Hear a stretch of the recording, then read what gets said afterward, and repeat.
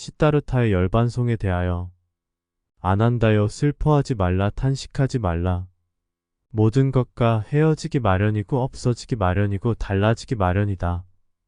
그대들은 자신을 섬으로 삼고 자신을 의지하여 머물고 남을 의지하여 머물지 마라. 진리를 섬으로 삼고 진리에 의지하여 머물고 다른 것에 의지하여 머물지 마라. 참으로 이제 그대들에게 당부하노니 형성된 것은 소멸하기 마련이다.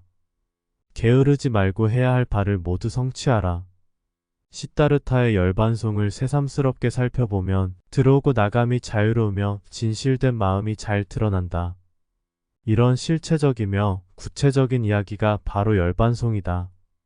반면 오늘날 스님들의 열반송은 허망한 문장이 대부분이다. 자신의 생사를 논하거나 천국과 지옥을 논하거나 앞으로 자신에게 일어날 일들을 짐작하는 열반송은 관념적이고 찬양가처럼 과대 포장되어 있다.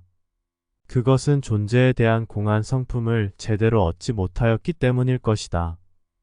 적어도 스승의 열반송은 제자들이나 후학들을 위하여 앞으로의 마음가짐과 어떻게 살아야 할지를 깨친 자의 자비로 성실히 알려주는 것이 최고의 열반송이 된다.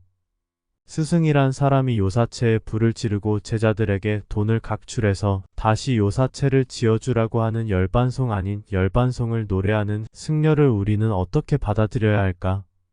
진리를 섬으로 삼고 진리에 의지하여 머물고 다른 것에 의지하여 머물지 마라.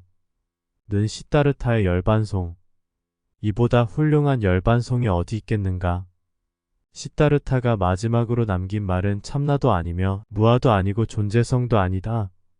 오직 진리를 스스로 찾아 머물되 다른 것에 머무르지 말라고 하였다. 진리란 도대체 무엇인가? 진리란 참된 이치 또는 도리이다. 자신의 마음만 들여다본다면 진리를 반쪽밖에는 모르게 된다. 이제는 자신의 마음속 참나 또는 무아에서 과감히 나와야 한다.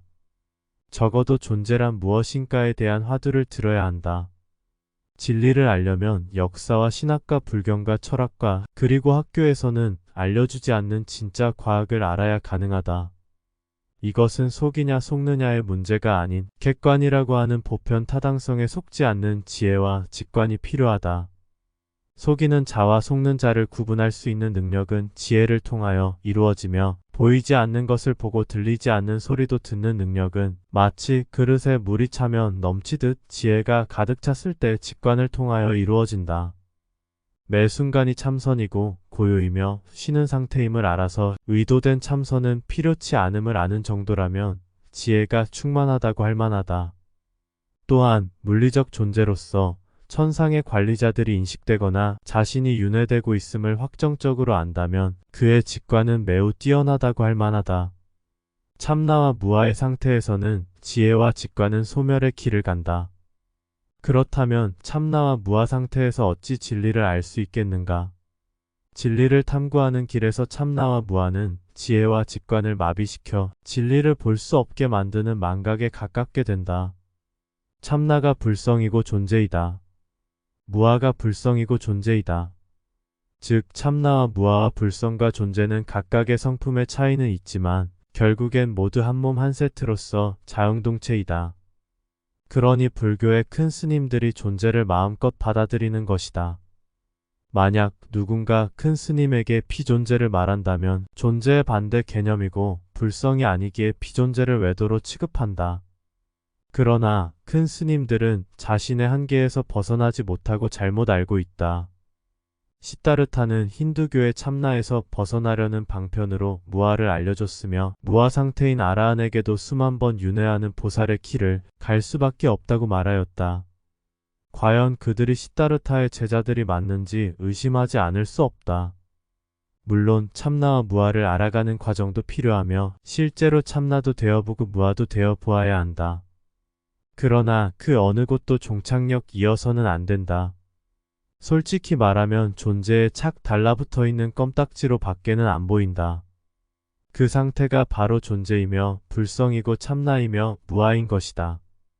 천지가 진동한다느니 번개가 내리친다느니 광명이 비춘다느니 바다가 다 말랐다느니 하는 열반송과 오도송은 존재를 제대로 본 것이 아닌 관념적 사유에 가깝다. 즉, 자신의 막힌 의식의 다른 탈출구를 찾은 것뿐이다. 이러한 작은 각성에 머물면서 한 발자국도 나가지 않으면서 무수한 법문을 쏟아내는 걸 보면 비록 실체하지 않는 지옥이지만 지옥에라도 갈 수 있겠구나 하는 생각마저 든다. 실제로 어떤 큰 스님은 자신의 열반송에 자신이 지옥 간다고 했을 정도니 그들의 깨친 정도가 어떠한지 구차하게 말할 필요가 없어진다. 시다르타의 제자로서 진짜로 깨친 자가 있기는 한가? 질문이라도 할라치면 무슨 선문답이랍시고 망령된 해괴한 소리나 해대고 뜬 구름 잡는 것이 아닌 참된 진리를 말하는 스승은 없는 것 같다. 저작거리의 이서방, 김서방이 더 깨친 것 같기만 하다.